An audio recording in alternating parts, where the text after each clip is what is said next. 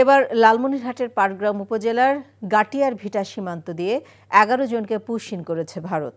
Push in শিকার শিশুসহ ১১ জনকে আটকের পর স্থানীয় বিজিবি ক্যাম্পে রাখা হয়েছে।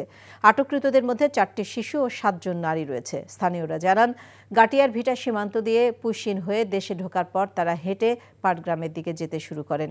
তবে স্থানীয় নতুন বাজারে পৌঁছালে বাজারের লোকজনের সন্দেহ হলে তাদের আটকের পর জিজ্ঞাসাবাদে ভারত থেকে পাঠানো হয়েছে বলে তারা স্বীকার করেন। এ সময় কয়েকজন পালাতেও সক্ষম হন। পরে বিজিবি এসে ওই ১১ জনকে নিয়ে যায়। আটককৃতদের বরাতে স্থানীয়রা দাবি করেন, শুধু ১১ জন নয়, গত রাতে ২ দফায় অন্তত ৫০ জনকে বাংলাদেশে পুশিন করা হয়েছে। এই ঈদে জামা জুতো অ্যাক্সেসরিজের ডিসকাউন্ট।